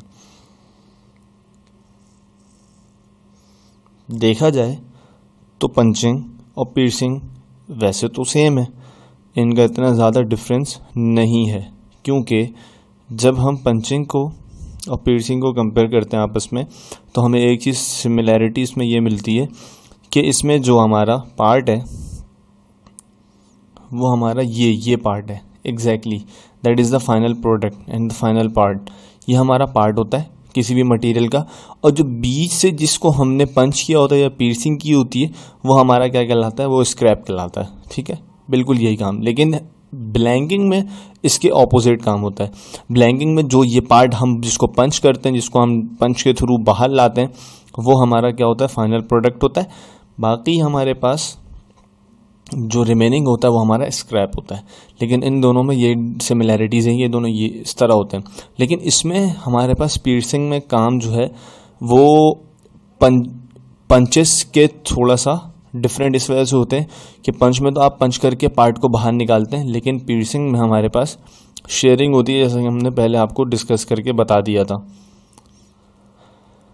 ये मैं आपसे अभी आपको ये समझा रहा था थोड़ी देर पहले।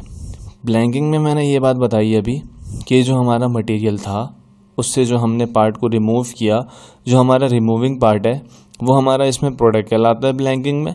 बाकी जो हमारा रिमेनिंग पार्ट है वो हमारा क्या कहलाता है ब्लैंकिंग में, स्क्रैप कहलाता है।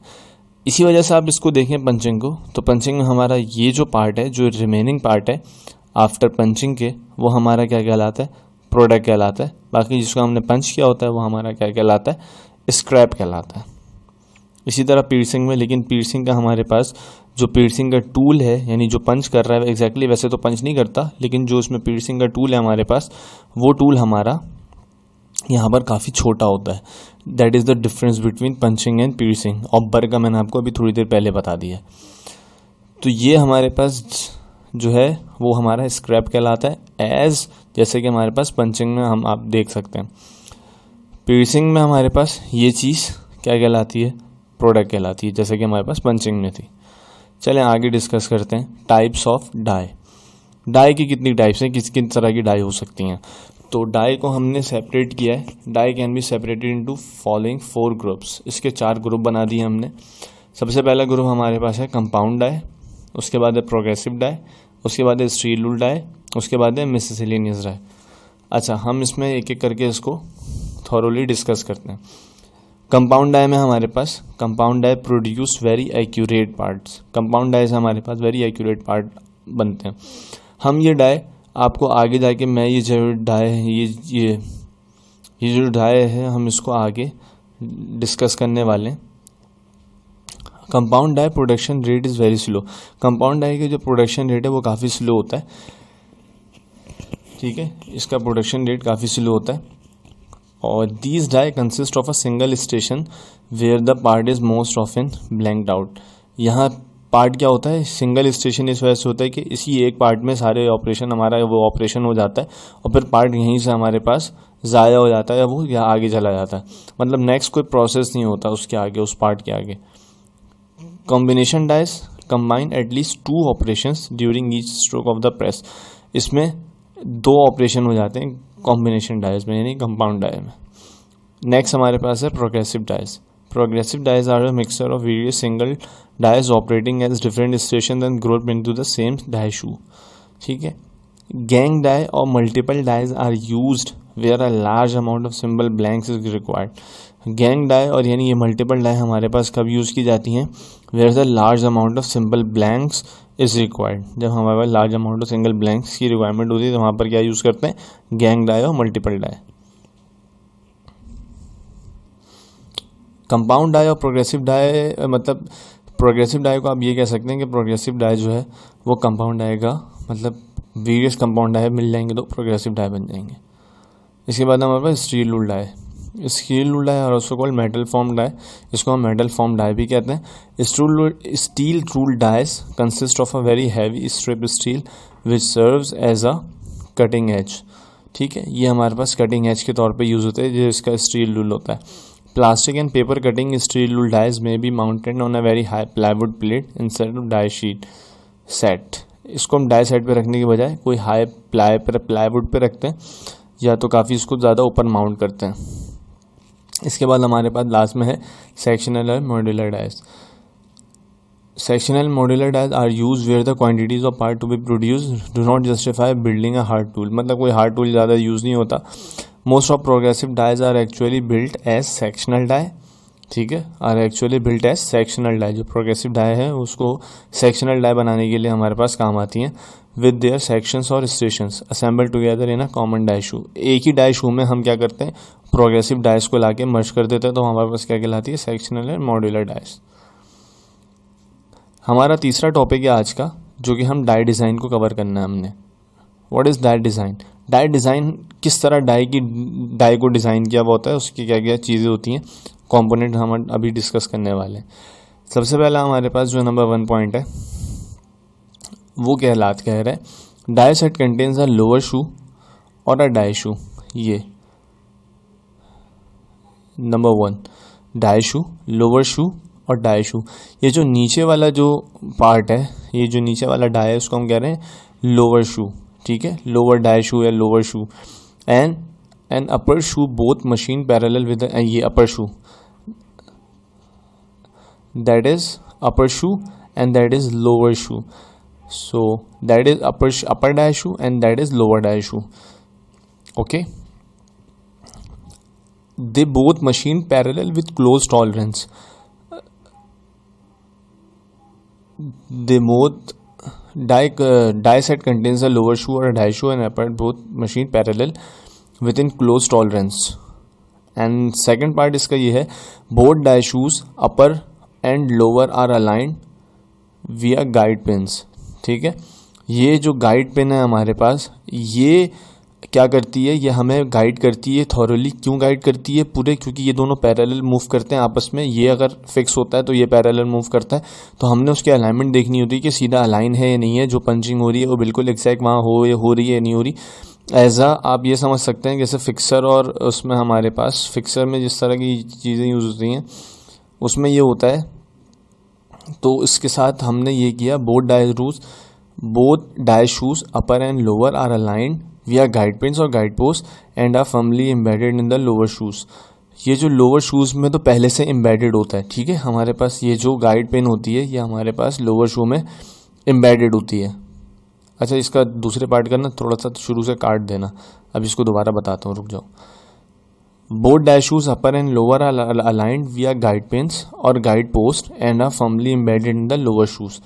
ये वाली जो हमारे पास पेन है ये हमारे पास कहलाती है गाइड पेन, और ये लोअर शू के साथ जो है एम्बेडेड होती है.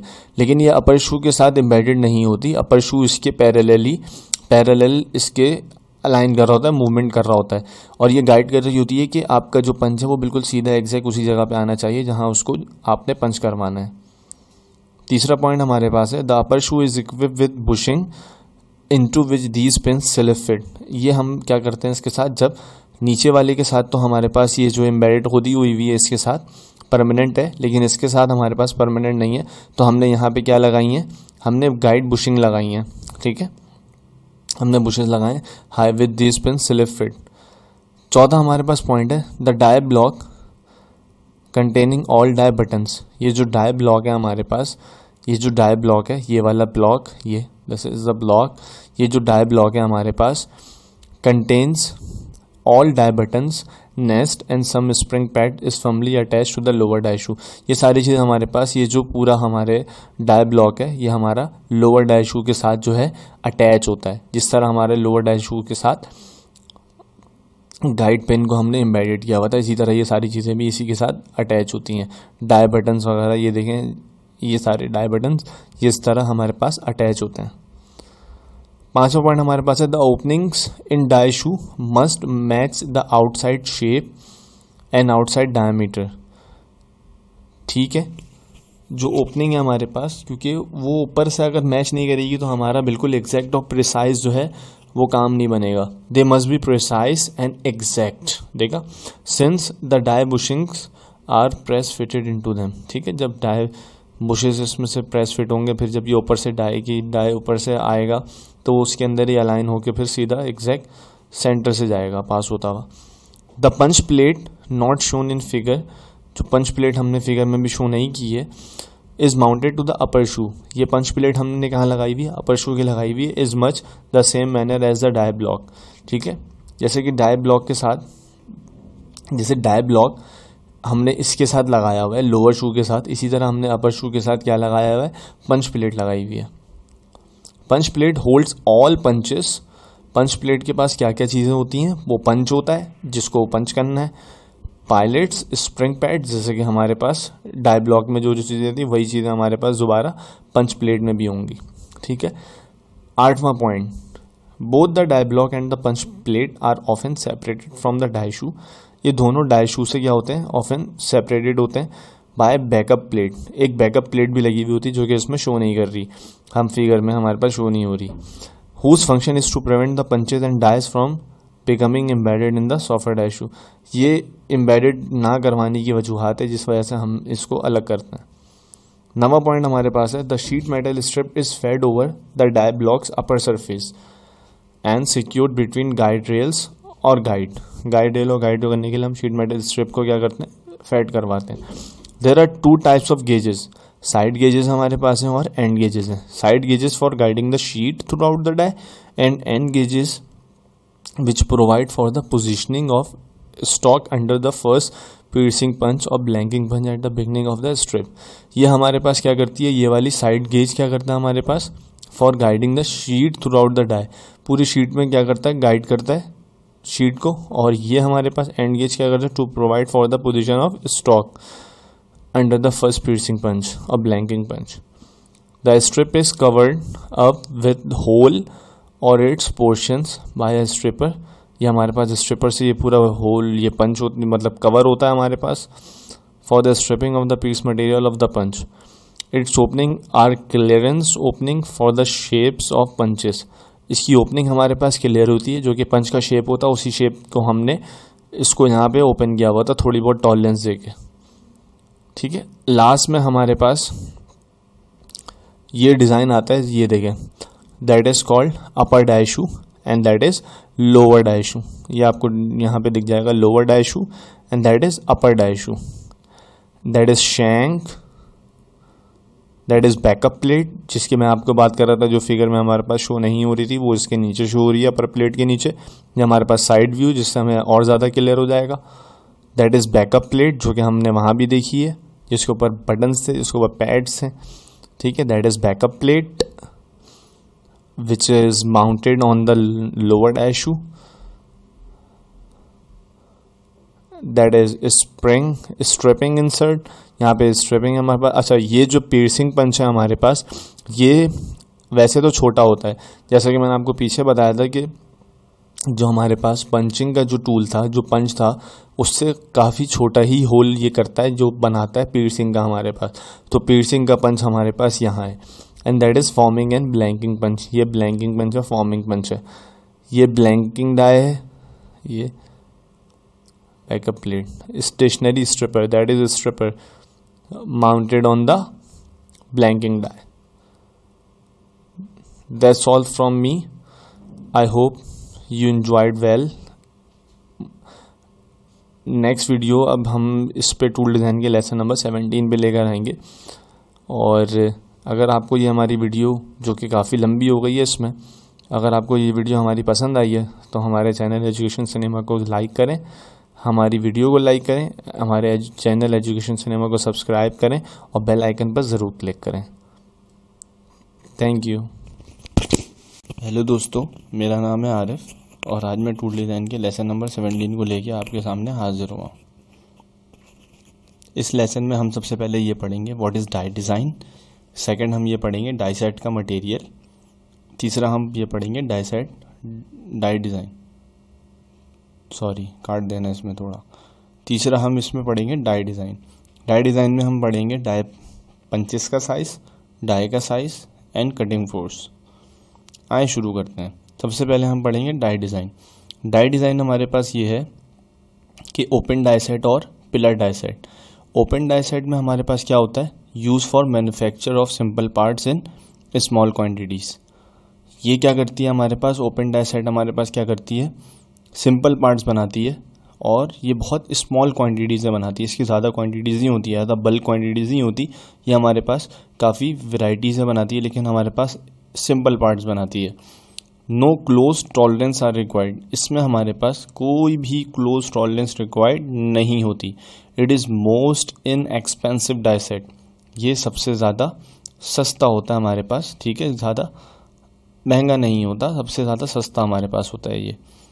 The guide post are not there. इसमें हम आप देख सकते हैं, इसमें कोई भी गाइड पेन्स हमें शो नहीं हो रही। जैसे कि हमने पिछले वीडियो में जो हमने लेसन नंबर 16 में चीज़ें देखी थी कि हमारे पास यहाँ गाइड पेन्स होती थी जो कि लोअर डाई शू के साथ अटैच होती थी, और हमारे पास इसमें शो नहीं हो रही। तो ओपन डाई सेट में वो चीज़ें यूज़ नहीं होती। सेकंड हमारे पास डाई सेट है pillar die set. Pillar die set comes in a wide range of shapes, size and combinations.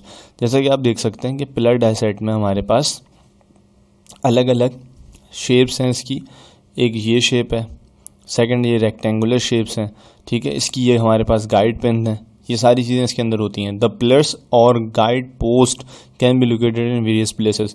इसमें आप देख सकते हैं ये क्या कह रहा है कि द पिलर्स और guide post can be located in various places. ये वेरियस प्लेसेस पे लोकेशन इसकी होगी, ठीक है। इसके बाद हम पढ़ेंगे डाई सेट का मटेरियल। डाई सेट का मटेरियल हमारे पास the choice of which depends on the demand of strength. जैसे कि स्ट्रेंथ की डिमांड होगी हम उसी हिसाब से अपने डाई सेट के मटेरियल को चूज़ करेंगे। सबसे पहला डाई सेट का मटेरियल हमारे पास है semi steel die sets. Semi steel die set हमारे पास वैसे तो कास्ट आयरन होता है, इसका जो हमारे पास मटेरियल होता है वो is actually made of cast iron, वो कास्ट आयरन से बनता है। It can not be use where large openings in the lower shoe are required. जैसे कि लोअर शू में हमारे पास कोई लार्ज ओपनिंग ना हो, जैसे कि पीर्सिंग हो, ब्लैंकिंग ना हो, या कोई टूल इंसर्ट वगैरह उसके अंदर ना हो रहा हो, तो हमने उसमें वहाँ क्या यूज़ करना होता है, लोअर डाई शू वाला सेमी स्टील डाई सेट हम यूज़ करते हैं। सेकंड हमारे पास है all steel die sets. All steel die sets are used where large openings such as those for blank removal, जहाँ कोई बड़ा ब्लैंक रिमूव हो रहा हो सेंटर में से, या और टूलिंग इंसर्शन या कोई टूल इंसर्ट कर रहे हो हम, तो हम वहाँ यूज़ करते हैं। Are to be provided in the shoe और where milling of pockets are involve, जहाँ कहीं किसी पार्ट में अगर पॉकेटिंग हुई हुई है, पॉकेट और होल का जो डिफरेंस आपको पता होगा, नहीं पता है तो इस पर मैं एक वीडियो बना दूंगा। तो जहाँ पॉकेटिंग में अगर मिलिंग का ऑपरेशन हमें करवाना है तो हमने वहाँ पे कौन सा यूज़ करना है, ऑल स्टील डाई सेट। इसमें जो डाई का हमारे पास मटेरियल है वो सारा का सारा क्या होना चाहिए, स्टील का होना चाहिए।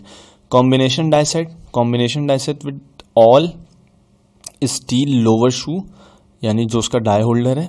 कॉम्बिनेशन डाई सेट में हमारे पास डाई का मटेरियल क्या होता है कि जो हमारे पास लोअर शू है जो कि डाई को होल्ड करता है वो हमारे पास पूरा का पूरा स्टील होता है, एंड सेमी स्टील अपर शू हमारे पास क्या होता है, अपर शू जो है जो कि पंच को होल्ड करता है। जैसे कि हमने कि पिछली वीडियो में ये सारी चीज़ें हमने डिस्कस कर ली थी, तो हमारे पास वो अपर शू क्या करता है, पंच को जो होल्ड करता है वो सेमी स्टील का होता है, और यहाँ पर लोअर शू हमारे पास ऑल स्टील होता है।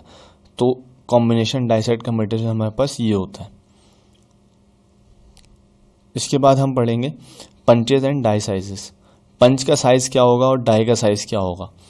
तो जब हमने परफॉर्म करना है अगर ब्लैंकिंग का ऑपरेशन, ठीक है, किसी भी डाई और पंच को लेके हमने अगर ब्लैंकिंग का ऑपरेशन वो करना है, तो what is the diameter of punch and what is the diameter of the dia, ठीक है। उस डाई का जो डाई हमारे पास है उसका क्या होगा हमारे पास डायमीटर, और हमारे पास उस पंच का डायमीटर क्या होगा, ठीक है। अब ब्लैंकिंग का प्रोसीजर हमने करना है, ब्लैंकिंग का प्रोसीजर करना है for a round blank of dia DP.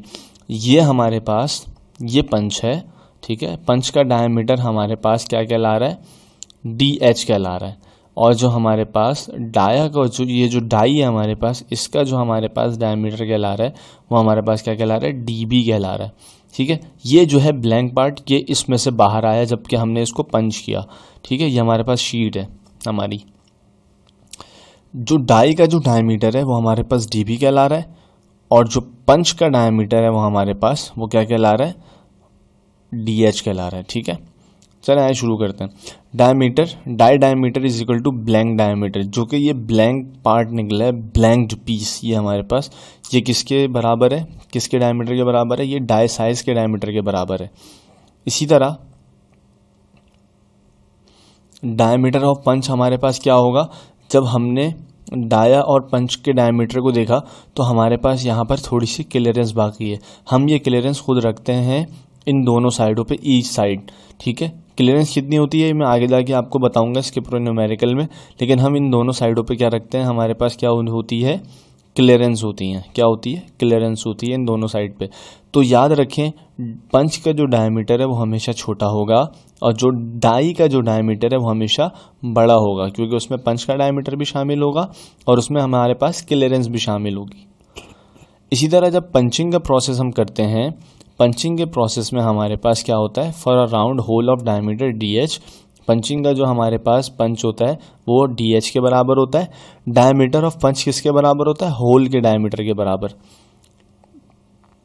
ये डायमीटर जितना बड़ा होल होता है हमारे पास, ये जो होल हम करते हैं इसमें, ये इसके बराबर होता है। डायमीटर ऑफ डाई जो हमारे पास है ये किसके बराबर आ जाएगी, diameter of punch plus diameter of punch plus clearance हमारे पास जो कि ईच साइड पे। इसे डायमीटर ऑफ पंच किसके बराबर होगा, जो डाई का जो डायमीटर है माइनस करवा देंगे उससे एंगुलर अपनी क्लियरेंस को, तो हमारे पास क्या आ जाएगा उसका diameter of punch. Angular clearance हमारे पास क्या चीज़ होती है, एंगुलर क्लियरेंस हम रखते हैं क्योंकि हमारा इसमें से स्लग जब ड्रॉप होता है, अलाउ स्लग और blank to drop through die, die के नीचे से जब ये चीज़ें नीचे आती हैं तो हमने क्या किया हुआ होता है, हमने थोड़ा सा इसको क्लियरेंस दी हुई होती है। और टिपिकल वैल्यूज उसकी क्या होती हैं, कितनी क्लियरेंस दे रहे होते हैं हम उसको, 0.25 डिग्री से 1.5 डिग्री ऑन ईच साइड, इन दोनों साइडों पे हम कितनी देर होते हैं 1.5 डिग्री या 0.25 डिग्री। अच्छा, ये पंच और डाई साइज को हम देख लेते हैं, ठीक है, उसकी एक एग्जाम्पल दी हुई है बुक में, तो हम उससे आज कवर करते हैं कि इसको ये क्या कहना चाह रहे हैं। For example, washer of medium carbon steel of size 10, washer का साइज़ कितना है 10, बेसिकली जो इसका इनर डायमीटर है वो 10 तो नहीं होगा, 10.5 होता है, विथ इंटरनल डाया 10.5 मिलीमीटर, जो कि इसका इंटरनल डाया जो कि हमारे पास पंच हुआ है, ये होल है, ये कितना है 10.5, एंड एक्सटर्नल डायमीटर 20 मिलीमीटर, और ये जो एक्सटर्नल डाया है यहाँ से लेकर यहाँ तक ये कितना हमारे पास 20 millimetre, with thickness 2.2 millimetre is to be made, thickness हमारे पास कितनी है इसकी 2.2 मिलीमीटर। अच्छा, लास्ट टाइम जो हमने एक चीज़ पढ़ी थी, जो हमने यहाँ ये एक चीज़ पढ़ी थी कि जो पंच का डायमीटर होता है हमारे पास, वो हमारे पास इस ब्लैंक का इस पंच का डायमीटर इसके डायमीटर के बराबर हमारा पंच का डायमीटर, और जो ब्लैंक का जो डायमीटर है हमारे पास, ये जो साइड जो ब्लैंक हुई हुई है यहाँ से लेकर यहाँ तक आउटर डाया वाली, ये हमारे पास डाई के डाया के बराबर है, ठीक है। अच्छा, ये हमारे पास एक चार्ट दिया हुआ है कि स्टेनलेस स्टील को अगर आप मीडियम कार्बन स्टील जो हमने सिलेक्ट किया हुआ है स्टेनलेस कार्बन स्टील, उसका जो है उसकी जो थिकनेस अगर दी हुई है 1.5 मिलीमीटर से 2.8 मिलीमीटर तक, तो हमारे पास जो उसकी क्लियरेंस की जो परसेंटेज है वो हम लेंगे, जब थिकनेस हमारे पास 2.2 है तो इसकी रेंज में हमारे पास हम यहाँ पर आते हैं, इसके अंदर लाई करते हैं, तो पीर्सिंग टूल यानी पीर्सिंग और पंचिंग जैसे मैंने आपको पहले ही क्लियर करवा दिया था लेसन नंबर 16 में, ये दोनों सेम होते हैं, आमतौर पे इसको हम सेम मानते हैं, बस साइज़ का और भर का फ़र्क होता है। तो इसको 25% क्लियरेंस है यहाँ पर, और इसकी डाई की क्लियरेंस है 20%, यह हम आगे न्यूमेरिकल में यूज़ करने वाले हैं। अच्छा, इसका सोल्यूशन हमारे पास क्या निकलता है, जब हम स्टेशन नंबर 1 पे पहुँचेंगे, जो पहला प्रोसीजर करेंगे punching of inner dia D1। अच्छा, मैंने आपको अभी ये बताया था कि जो इनर डाया को हम पंच कर रहे हैं वही हमारे पास डायमीटर ऑफ पंच है। अगर ये इनर डाया 10.5 मिलीमीटर के बराबर है तो हमारा पंच का जो डाया है, जो हमारे पास पंच है, वो हमारे पास कितने इसका होना चाहिए, वो भी 10.5 का होना चाहिए। लेकिन इसमें जो डाय का जो डायमीटर है वो हमारे पास वो ज़रा चेंज होगा। वो कितना चेंज होगा, तो लास्ट टाइम हमने एक फिगर पढ़ी थी कि जो पंच का डायमीटर है वो मिलता है क्लियरेंस के साथ, तो हमारे पास क्या चीज़ बन जाती है, अगर वो इस तरह पंच का डायमीटर प्लस 2 इंटू क्लियरेंस, अगर क्लियरेंस का 2 टाइम क्लियरेंस से मल्टीप्लाई करके जब आंसर निकालेंगे तो वो हमारे पास किसका डाया निकलेगा, डाई का डाया निकलेगा, ठीक है। इसी तरह हमने ये न्यूमेरिकल को परफॉर्म करना है। डायमीटर ऑफ पंच किसके बराबर है 10.5, ठीक है। इसके बाद क्लियरेंस हमारे पास कितनी है, हमें कितनी दी हुई है क्लियरेंस पीछे 25 डिग्री, कितनी दी हुई है, ये थोड़ा सा न्यूमेरिकल में मिस्टेक है, 25 डिग्री है, ये 0.25 है, ठीक है, इंटू 2.2 इंटू 2.2, ठीक है। 2.2 हमारे पास क्या है, थिकनेस और उसकी परसेंटेज कितनी क्लियरेंस दी हुई है उस थिकनेस पे, तो हमारा आंसर क्या आएगा 0.55, ठीक है, मिलीमीटर। तो डाया ऑफ डाई क्या निकलेगा हमारे पास, D plus 2C is equal to dash, तो हमारे पास जब हमने इसको पूरा सॉल्व किया तो हमारे पास आंसर आया 10.61 मिलीमीटर। इसी तरह हमारे पास स्टेशन नंबर 2 में जब एक स्टेशन पे ये काम परफॉर्म हो गया तो सेकंड स्टेशन में हमारे पास क्या होगा, ब्लैंकिंग ऑफ आउटर डाया। जब हम आउटर डाया को ब्लैंक करेंगे तो मैंने अभी आपको बताया था जो ब्लैंकिंग का डाया होता है हमारे पास, वो हमारे पास डाई के डाये के बराबर होता है, और जो कि पंच का डाया होता है हमारे पास, पंचिंग का जो डाया होता है हमारे पास पंच के डाये के बराबर होता है। तो ब्लैंकिंग का जो डायमीटर होता है हमारे पास वो डाई के डायमीटर के बराबर है। ये वाला जो डाया है हमारे पास ब्लैंकिंग का, ये है 20 मिलीमीटर। तो हमारे पास डाई का डायमीटर कितना आ गया, 20 मिलीमीटर। हमने इसको फॉरन 20 मिलीमीटर लिख दिया। क्लियरेंस हमारे पास कितनी बताई थी ब्लैंकिंग के लिए उसने, ब्लैंकिंग के लिए हमारे पास 20 डिग्री बताई है। ब्लैंकिंग के लिए हमारे पास क्लियरेंस कितनी बताई है, 20 डिग्री। तो हमने 20 डिग्री तो 20% को मल्टीप्लाई किससे किया, 2.2 से। तो हमारा क्या आंसर आया, 0.44 मिलीमीटर। डाया ऑफ पंच किसके बराबर है, डाई का diameter minus clearance, clearance 2 times of clearance. तो जो आंसर निकल कर आएगा हमारे पास वो क्या कहलाएगा, हमारा क्या कहलाएगा, dia of punch. Angular clearance of dies कितनी हमने रखी है इसमें, 0.5 डिग्री। इसके बाद हम पढ़ेंगे डाई डिज़ाइन में। हमने 2 चीज़ें देख ली, पंच का साइज़ और डाई के साइजेस। अब हम पढ़ेंगे कटिंग फोर्स के हवाले से। कटिंग फोर्स में हमारे पास क्या क्या चीज़ें होती हैं। कटिंग फोर्स का फॉर्मूला है F = shear strength of metal into thickness into perimeter.